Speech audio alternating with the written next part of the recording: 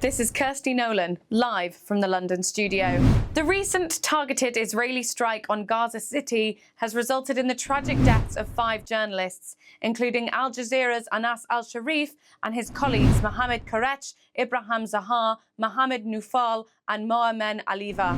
The attack hit a tent used by journalists outside Al-Shifa Hospital on Sunday night, killing 7 people in total. This comes amid intensified Israeli assaults, which have claimed at least 52 Palestinian lives in the past day alone, while starvation-related deaths since October 2023 have reached 217, including 100 children. Anas al-Sharif, aged 28, was a well-known reporter covering northern Gaza and documenting Israeli bombardments. In a final message before his death, he spoke of enduring pain, grief and loss, but remained committed to conveying the truth without distortion. Rights groups and UN officials have rejected Israeli claims linking him to Hamas, citing a lack of evidence and a warning of disturbing patterns of journalists being targeted. Joining us now is Susan Omston, an esteemed expert on Middle Eastern affairs and a tireless advocate for press freedom and human rights in conflict zones. Susan, thank you so much for taking the time to join us. Susan, there has been considerable fallout from this Israeli strike. What are the latest details today regarding the attack and its implications? Yes, we're seeing those funerals this morning in Gaza for 5 staff members of Al Jazeera and 2 others who were killed in that airstrike on Sunday night. The news of that airstrike spread extremely quickly last night. We were watching it, that one of the most prominent Al Jazeera journalists inside Gaza, Anas al-Sharif, had been killed. He was in a tent, a media tent, just outside the entrance of Al-Shifa Hospital in Gaza City when the strike occurred. The Israeli Defense Forces have confirmed that strike killed the journalist. They claim that al-Sharif was a head of a terrorist cell, a Hamas connection, that he was working to advance rockets that would kill Israelis, and that he was posing as a journalist. Al Jazeera has been discounting those claims for many months, and they did so again last night, condemning the strike on their staff. The managing editor said this morning that the journalists were killed resting in between their shifts. They just finished a live and they were taking a rest when the attack happened, that it wasn't in a military zone or in any combat area, that it was indeed in the media tent.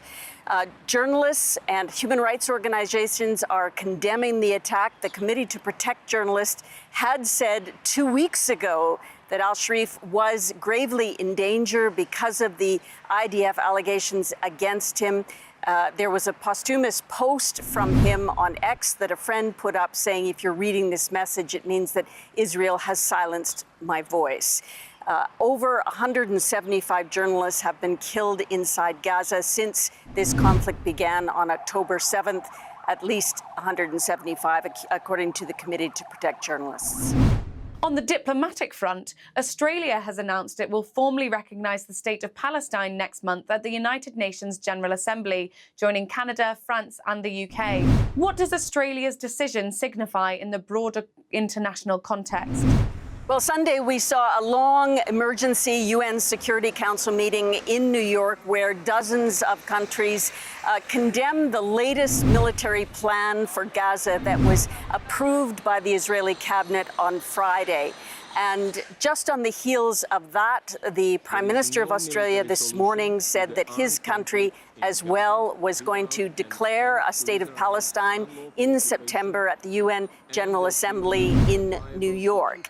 Israel has objected strenuously to each of the countries, including Canada, which has declared its intentions to make a declaration at the UN General Assembly saying that they were giving comfort to Hamas and strengthening Hamas's position when it should be standing with its allies, not the enemy. And one more thing this morning, Heather, we are watching any potential signs of some kind of resurrection of peace negotiations or ceasefire talks. Qatari media is saying that there is a delegation from Hamas going to Egypt today to try to resuscitate some kind of ceasefire talks involving Hamas and Israel. But we're at very early stages, and so far those talks have gone nowhere.